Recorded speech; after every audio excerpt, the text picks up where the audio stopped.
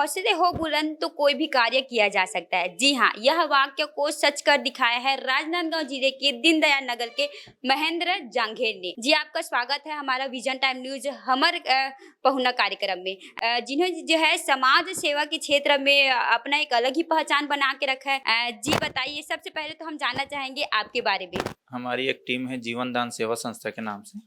उसमें हम वर्क कर रहे हैं बेटियों के हित के लिए, लोगों के हित के लिए और समाज में ऐसे जिनको हर ज़रूरतमंद जिनकी हम सहायता कर सकें, ऐसे हम छोटे छोटे कार्य करते रहते हैं और लोगों की किसी न किसी तरह से हेल्प कर सकें अपन। जी, आपके परिवार में कितने सदस्य हो आप लोग? जी, माँ पिता, 2 बच्चे, वाइफ और दीदी लोग तो अपने घर चल गई है शादी होके। जी, आपने जो है कहाँ तक शिक्षा ग्रहण किए हैं और उस दौरान कैसी आपकी दिनचर्या थी, कैसा आपका लाइफ था? जी, एकदम नॉर्मल बताऊँ कि उस समय हाँ, पढ़ाई में बहुत ज़्यादा इंटरेस्ट तो नहीं था, लेकिन हाँ पढ़ाई नॉर्मल की है मैंने और 10 पास करने के बाद में मैंने 4 व्हीलर का वर्कशॉप जॉइन किया ताकि मैं अपना काम प्रैक्टिकल कर सकूँ। इंस्टीट्यूट नहीं करने का कारण था कि वहाँ सिर्फ थ्योरी होती है। दिमाग में शुरू से ये था कि हमेशा प्रैक्टिकल ही करूँ ताकि अपना नॉलेज ज़्यादा बेहतर रहे। आप अपने दिनचर्या की शुरुआत कैसे करते हैं? सबसे पहले सुबह उठा, सीधा फ्रेश होके सबसे पहले भगवान से प्रार्थना, लोगों के लिए दुआ मांगना, उसके बाद अपनी वर्कशॉप। इस बीच में अगर समय मिल गया, किसी को अगर ब्लड की दरकार आ गई, किसी गौ की सेवा की आ गई, अगर उस समय मेरे पास समय है तो उसकी लाइनअप करके उस केस को हैंडल करता हूँ। जी, आपकी हॉबी क्या है? बाइक चलाना ज़्यादा पसंद है, राइड पे जाना सबसे ज़्यादा शुरू से ही, जब से इसलिए मैंने मैकेनिकल ही लाइन चुना। और जब मैं वर्क सीखता था उस समय भी मैंने साइकिल को अपने हिसाब से मॉडिफाइड करके रखा हूँ और आज भी बाइक राइडिंग का ही शौक़ रखता हूँ। घूमने के लिए जब भी समय मिले तो अपनी बाइक से कहीं भी आसपास निकल जाता हूँ। जी, आप समाज सेवा के क्षेत्र में जो है लगातार कार्य कर रहे हैं, तो किन्हें देखकर आपको मोटिवेशन मिला है, प्रेरणा? जो कहते हैं ना, गुरु के बिना ज्ञान नहीं। तो आप इसका श्रेय किसे देना चाहते हैं? आप किसे देखकर प्रेरित हुए? जी, जो ब्लड डोनेशन का हमने काम चालू किया था, मैं एक टीम से जुड़ा हुआ था, वहाँ एक आशुतोष भैया थे। वो जब मुझसे मिले तो पता चला कि हम टीम वर्क करके ब्लड डोनेशन का अच्छा से काम कर सकते हैं। वहाँ से मेरी ब्लड डोनेशन का कार्य चालू हुआ और उसके बाद धीरे-धीरे हमें ये लगते गया कि हम छोटे-छोटे वर्क के यानी समाज के क्षेत्र में क्या कर सकते हैं। तो मैंने एक ही क्षेत्र नहीं चुना क्योंकि ब्लड के काम बहुत सारे संस्था कर रही है। हमारा एक उद्देश्य है कि हर ज़रूरतमंद के किसी भी क्षेत्र में हो, बस हम उनकी सेवा कर सकें।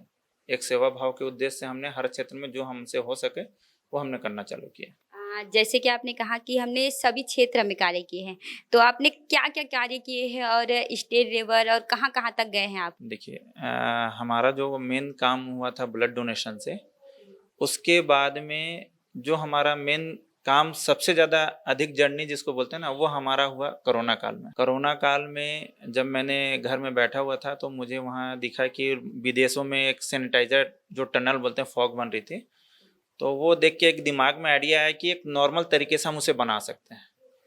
तो मैंने उसे बनाकर लोगों को निःशुल्क पूरे देश में बनाना सिखाया ताकि लोग उसे जल्द से जल्द बना के अपने यहाँ शिफ्ट कर सकें, क्योंकि उस समय ट्रांसपोर्टिंग टोटल बंद थी और हम कहीं भी यानी उसे भेज नहीं सकते थे। तो जब हमने उसे बना के सोशल मीडिया पे डाला तो लोगों का अच्छा रिस्पांस आया और करीब 10 दिन में ही कम से कम 80 से 90 हज़ार व्यूवर्स हमें फेसबुक के माध्यम से दिखे और जिन्हें बनाने में दिक्कत आती थी वो हमसे वीडियो कॉल करके हमसे पूछते थे, हम उनको गाइडलाइन करते थे। ऐसा करके हमने जो कोविड के समय जो काम मेन हमारा था सैनिटाइज़र टनल, उसके बाद में दिखा कि लोग मौत के इतने करीब हैं, कोई आगे आना नहीं चाह रहा और हमें ये लगा कि घर में रह के भी मैं नहीं बच सकता। तो उससे अच्छा है कि लड़ के मरो। हमारी टीम ने बैठ के हमने डिस्कस किया और हमने चालू किया जो किसानों की स्पेयर मशीन आती है, उससे लोगों के घर को निःशुल्क सैनिटाइज़ करने का, जिससे उनका एक मनोबल बढ़े। क्योंकि खुद की फैमिली को देख के ही कोविड हुआ तो लोग भाग जाते थे। लोगों में इतनी सारी दहशत थी तो हमने एक निःशुल्क सैनिटाइज़ करने का काम चालू किया। लोगों के घर को निःशुल्क सैनिटाइज़ करने लगे और ये हमारा ऐसा काम था कि पूरे शहर पूरे देश में एक नाम चला कि सैनिटाइजर भैया के नाम से। आज कईयों के मोबाइल में जब देखता हूँ कि सैनिटाइजर भैया के नाम से सेव किए हैं तो समझ में आ जाता है कि कहीं ना कहीं कोरोना काल में इनसे संपर्क हुई थी। तो ये हमारा मेन उद्देश्य था। उसके बाद में हमने कोविड के बाद में हमने 2020 में ही एक बेटी के साथ में रेप और हत्या हुई थी।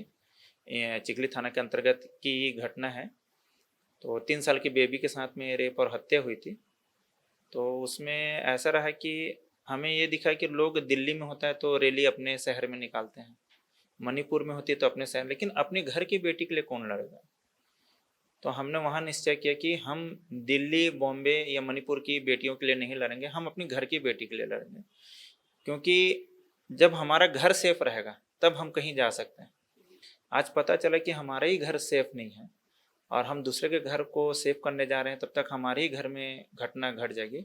इसलिए हमने निश्चय किया कि हम अपने घर को पहले सेव करेंगे और लोगों से भी वही अपील करते हैं कि सब अपने अपने क्षेत्र में अपनी बेटियों की सुरक्षा के लिए आगे आएँ, ताकि वो धीरे धीरे पूरा देश ऐसे सुरक्षित हो जाएगा।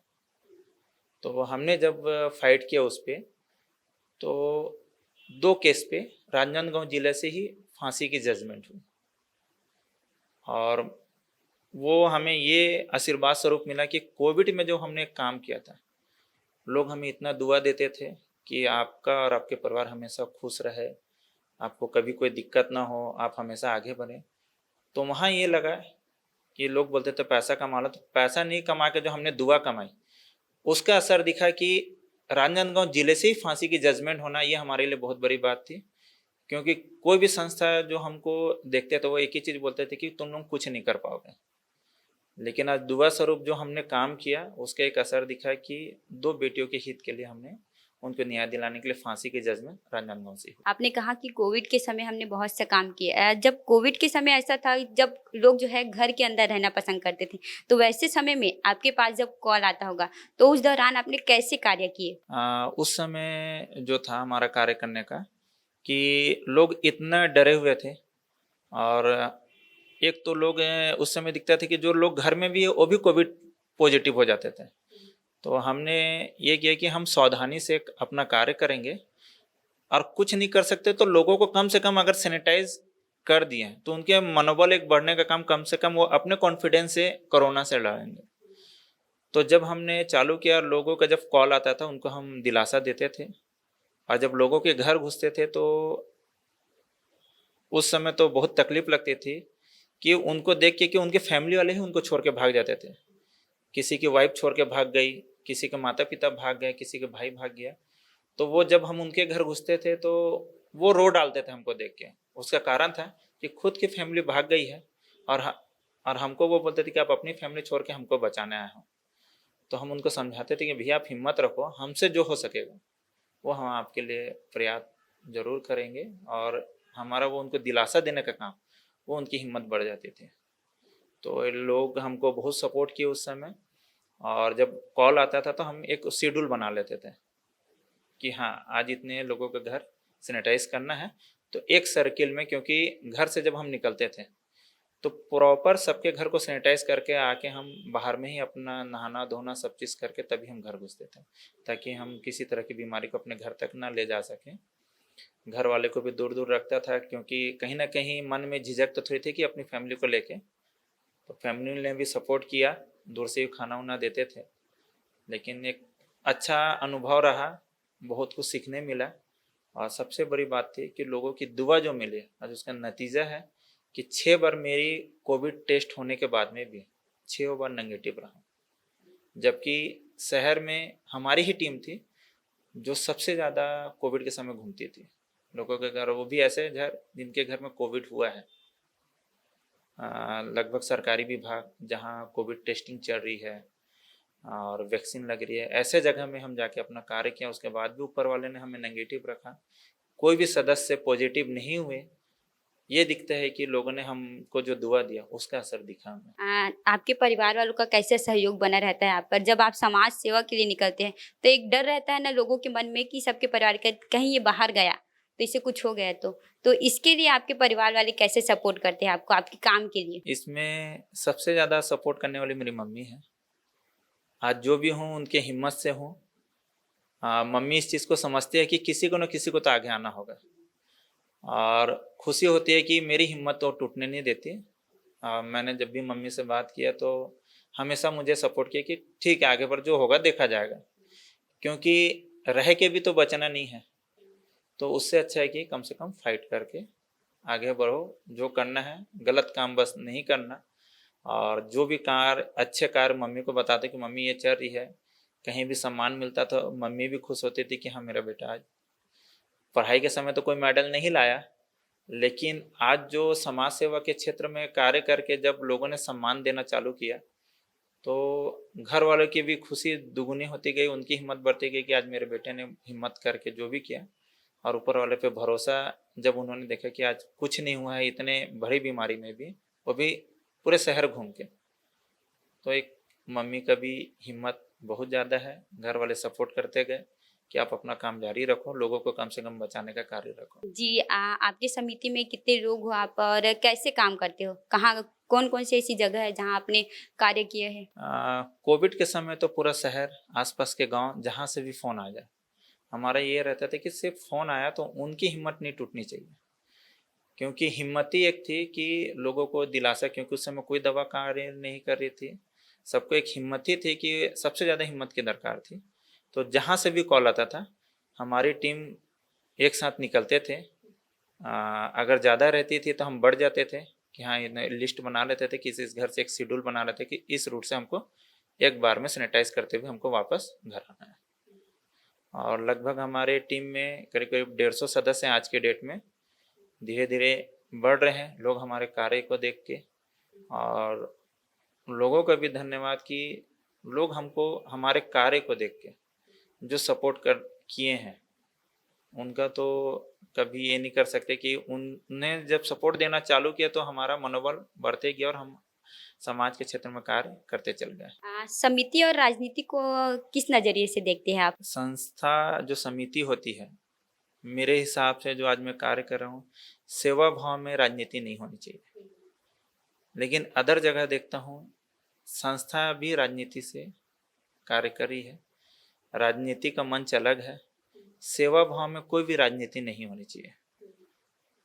कोविड के समय हमने न जात पात, न राजनीति, न किसी चीज़ को भी हमने मायने नहीं दिया। उस समय सिर्फ हमारा एक ही उद्देश्य था कि लोगों को किसी भी तरह से हिम्मत देना।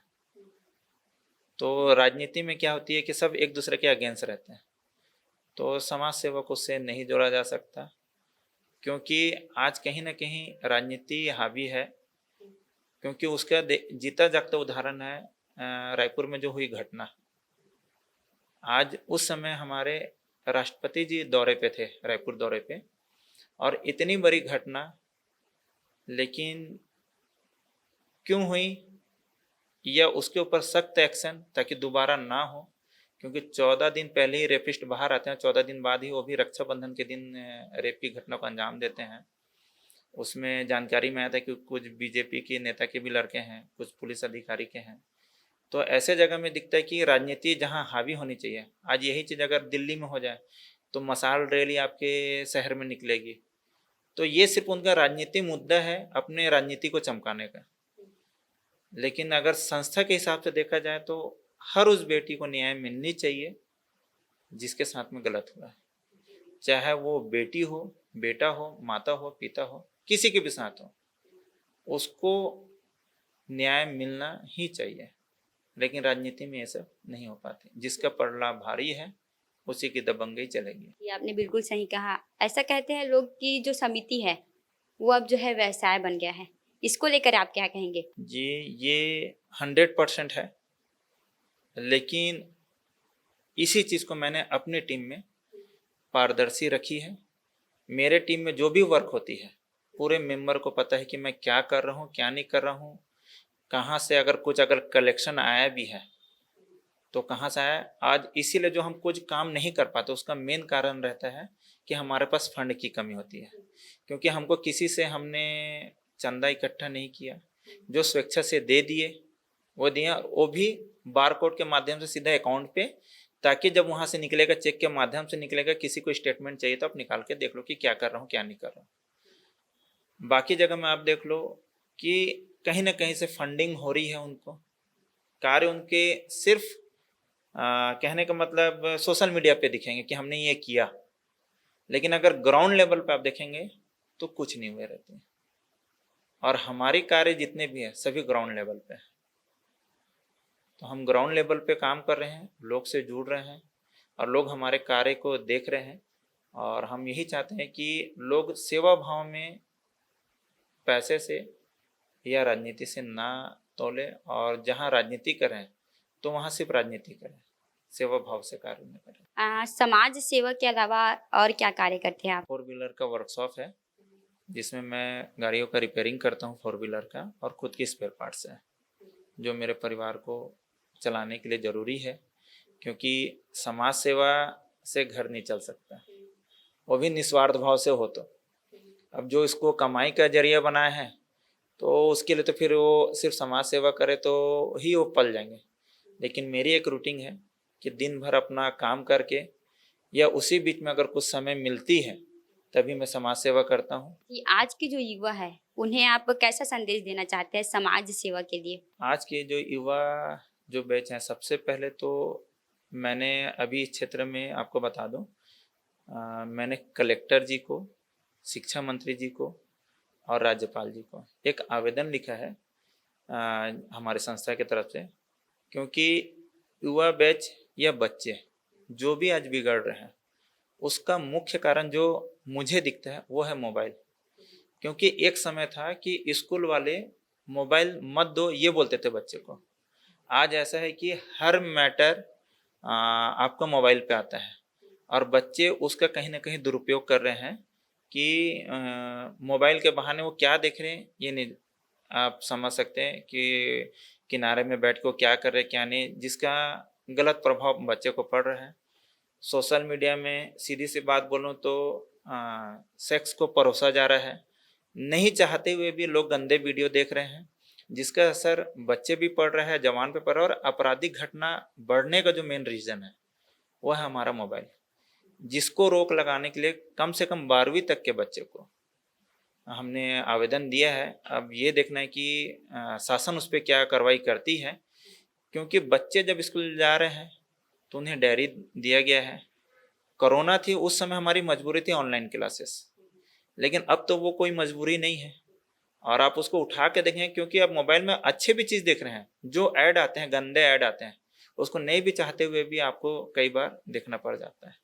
तो ये बच्चों को, यंग बैच को बिगाड़ने का बहुत ही ये है एक गलत तरह का एक युग आ गया है। कहने का मतलब यंग बैच से ये कहूँगा कि मोबाइल से जितना हो सके दूर रहे, और इसमें शासन को भी स्ट्रिक्टली कार्रवाई करनी होगी, क्योंकि अगर शासन इसमें अगर अपना कार्य नहीं करेगी तो मोबाइल को इतनी आसानी से हटाया नहीं जा सकता है। स्कूल वाला अपना मैसेज भेज के अपने आप को सेव कर ले कि हम तो आपको भेज दिए हैं, और बच्चे उसके देखने के चक्कर में गेम खेल रहे हैं, कुछ और वीडियो देख रहे हैं, जिससे उनके ऊपर मानसिक ये में गलत प्रभाव पड़ रहा है, उनके आँख खराब हो रहे हैं। तो इसके लिए भी हमने आवेदन लगाया है कि इसको जल्द से जल्द इस क्षेत्र से बंद हो जाए ताकि बच्चे लोग ज़्यादा ना बिगड़ें। कि आपने जैसे कहा स्कूली शिक्षा पर प्रभाव पड़ रहा है बच्चों पर, तो कानूनी व्यवस्था और शिक्षा जो व्यवस्था है उसको लेकर आप क्या कहें? आपकी क्या सोच है इस पर? देखिए सीधी सी बात है, सरकार भी जानती है जिस तरह से आज सरकार महतारी बंधन योजना चला रही है, क्लियर बता रहा हूँ, मैंने अपने एक सोशल मीडिया पे डाला है, अरबों और खरबों का खेल। एक पार्टी 7 अरब बांटने के लिए तैयार है 1000 करके, तो दूसरी पार्टी 8.5 अरब है। क्यों? क्योंकि एक पार्टी 12,000 बोल रही है तो एक पार्टी 15,000। अब उसके बाद में 1 लाख बांटने की भी तैयारी है अगर उनकी सरकार आ जाती है। आप ये बताइए, जब हमारे कोई भी पार्टी उनके पास में जब इतना पैसा है, आज शिक्षा में आप देख रहे होंगे व्यापार ही हो रहा है। आज मैं तो जिस स्कूल में पढ़ा हूँ हमको 6 महीने का मात्र 14 रुपये फीस लगती थी, लेकिन आज हर माँ बाप को प्राइवेट स्कूल में पढ़ाने की हिम्मत नहीं है। और आप ये देखिए कि यानी हर बच्चे कैसे शिक्षित होंगे। सरकार बहुत सारी योजना चला रही है, लेकिन आप आत्मानंद में बोल दीजिए तो वहाँ तो लॉटरी सिस्टम होती है, हर बच्चे का एडमिशन नहीं हो पाता। आज प्राइवेट स्कूल से पेमेंट वहाँ के टीचरों की है, लेकिन उसके बावजूद भी वहाँ के बैकग्राउंड और प्राइवेट स्कूल की आप देख लीजिए, ये बहुत ही आसान है, सिर्फ सरकार को स्टिक होना है, वो एकदम इजी वे पे है, क्योंकि पेमेंट तो उससे ज़्यादा खर्चा कर रही है। मेन आती है कुल मिला के किसी भी कार्य में आती है पेमेंट की, लेकिन आप देख लो कि पेमेंट शिक्षा के क्षेत्र में सरकार बहुत खर्चा कर रही है, लेकिन उसके बावजूद भी जो कार्य होने चाहिए वो नहीं हो रही है। आत्मानंद में एडमिशन लेने जाओगे इंग्लिश मीडियम में, एडमिशन नहीं मिलेगी, मजबूरी बस, आप कहाँ डालोगे? प्राइवेट में। अब प्राइवेट में डालोगे तो फिर कंपटीशन में आप आ जाओ। अच्छे ही स्कूल में, कोई भी माता पिता चाहते हैं कि अच्छे स्कूल में डालें, तो सरकार अगर चाहे तो एक झटके में शिक्षा व्यवस्था दुरुस्त हो सकती है, क्योंकि जब अरबों रुपये एक महीने में महतारी बंधन योजना के तहत अगर भेज सकते हैं, तो 7 अरब रुपये में पूरे जिले में, हर जिले में कितना डेवलपमेंट हो सकता है, आप वो देख सकते हैं। रोजगार मिल सकते हैं लोगों को, शिक्षा के क्षेत्र में कार्य हो सकती है, मेडिकल क्षेत्र में कार्य हो सकती है, क्योंकि आज के डेट में 2 ही व्यापार सबसे ज़्यादा है, एक है शिक्षा, दूसरी है मेडिकल। मेडिकल क्षेत्र में भी आप देख लीजिए, कार्य सिर्फ प्राइवेट में लूटने का ही कार्य हो रहा है। गलत होते हुए भी उनको दंडित क्या करते हैं, 3 महीने के लिए आयुष्मान कार्ड बंद कर देंगे। आप ये बताइए, 3 महीने आयुष्मान कार्ड बंद करके आपने क्या कर लिया? कैश तो वो ले ही रहे हैं, तो एक तरह से आपने उनको दंडित किया कि उनको कमाने का मौका दिया। ये सब जो मैं आपको बातें बता रहा हूँ, ये ऐसी नहीं कि मैंने कहीं से सुना और बोल दिया आपको, इन सब की चीज़ मैं प्रूफ रखा हूँ, क्योंकि बिना प्रूफ के मैं बात नहीं करता, क्योंकि कल को मुझे किसी को अगर जवाब देना पड़े तो मैं आपके सामने साक्ष्य रख सकूं। जी, आपकी समिति का उद्देश्य क्या है? अब हमारा एक ही लक्ष्य है, किसी भी तरह से न्याय व्यवस्था को सुधारना, क्योंकि रेप के केसेस इतने बढ़ रहे हैं। आपको बता दो, सिर्फ राजनांदगांव जिले में हर साल जो FIR हुई है, लीगल है, वो 100 प्लस है, यानी हर साल 100 से ज़्यादा रेप राजनांदगांव जिले में हो रही है। जो FIR हुई है और जो FIR नहीं, वो कितने सलट गए उसकी कोई गिनती नहीं है। और हम तो सुप्रीम कोर्ट तक होके आ गए। यहाँ तो हाई कोर्ट के जो जज हैं वो इस तरह से जजमेंट देते हैं कि आदिवासी समुदाय और अनुसूचित जनजाति का बताकर फांसी की सज़ा को उम्र कैद में कर देते हैं। भाई, निचली अदालत में भी जो भी जज बैठे हैं वो भी पढ़े लिखे हैं, वो भी कुछ सोच समझ के ही फांसी की सज़ा दिए होंगे। लेकिन आप किसी को जातिवाद बताकर और उस घटना के सारे साक्ष्य होने के बाद भी अगर आप किसी रेपिस्ट को फांसी की सज़ा को अगर उम्र कैद में करते हो, तो ये हमारे लिए तो बहुत शर्म की बात है। और घटना बढ़ने का उद्देश्य यही है कि जो हमारी न्याय व्यवस्था जो इनको छूट मिल जाती है, घटना बढ़ते जा रही है। तो हमने अब एक उद्देश्य अपना चालू किया है कि जगह जगह जहाँ भीड़ भाड़ रहती है, हमने नवरात्रि से चालू किया, एक बैनर बना के भीड़ भाड़ एरिया में हम खड़ा होते हैं, ताकि अब हमारे पास कोई रास्ता नहीं बचा कि हम लोगों को कैसे जागरूक कर सकें। जिसमें हमने खुले शब्द में लिखा दिया है कि लोगों की जब खुद की बेटी के साथ होता है तब उनको उस दर्द का एहसास होता है। उस दर्द को एहसास करा के उनको जगाने के लिए हमने एक बैनर बनाया, जिसमें 8-10 लाइन हमने लिखाई है, जिसमें एकदम क्लियर मेंशन है कि आपको जगाने के लिए किसकी बेटी आएगी, आपका खून कब खौलेगा, क्या आपकी बेटी के साथ होगा तब। नवरात्रि में नौकन्या खिलाने के लिए दर दर आप बच्चियों को ढूंढते हो, उनका पूजा करते हो, लेकिन उन्हीं किसी बेटी के साथ में आपका कहना है दुष्कर्म हो जाए, हत्या हो जाए, तो उन बच्चियों के लिए परिजन आगे नहीं आते। तो हमारा एक उद्देश्य है कि लोगों को किसी तरह से जगाना, क्योंकि हम सुप्रीम कोर्ट तक होके आ चुके हैं और न्याय व्यवस्था में जो हमारा विश्वास बना था राजनांदगांव की जजमेंट को देख के कि न्याय व्यवस्था नहीं बहुत ही तेजी से कार्य कर रही है, क्योंकि 2 में जो हमने फांसी की सजा लाई, पहला 13 महीने पे लाए थे, दूसरा 8 महीने पे, तो हमारा बहुत विश्वास था। लेकिन जब हाईकोर्ट ने अपना फैसला दिया, वहाँ से समझ में आया कि नहीं, हम जिस पे विश्वास कर रहे हैं वो उस लायक नहीं है, और उसी का नतीजा है कि आज अपराध बढ़ते क्रम में है। तो अब हमारा एक ही उद्देश्य है कि अपने काम को करने के साथ में रात को लोगों के गांव में जाके उनको किसी तरह से जागरूक करना, ताकि आसपास का माहौल ठीक होते जाए। हमारे साथ मौजूद थे महेंद्र जंघेल, जिनका कहना ये है कि वरिष्ठ समाज सेवक है और इन्होंने जो है बेटी बचाओ के लिए जो है बहुत अच्छे कार्य किए हैं। अगर नवरात्रि में आप दर दर नौकन्या ढूंढने जा सकते हो, तो जो लड़की के साथ जब दुष्कर्म होता है तब आप क्यों कदम नहीं उठाते, ये इनका कहना है। हम जो है निस्वार्थ भाव से जो है समाज सेवा करते हैं और हम लोगों से यही कहेंगे कि वो अपने कार्य को निस्वार्थ भाव से करे और जो है समाज के प्रति उनका लगाव हो। जी, आपने अपना बहुमूल्य समय दिया, इसके लिए विजन टाइम न्यूज़ की तरफ से आपका बहुत बहुत धन्यवाद।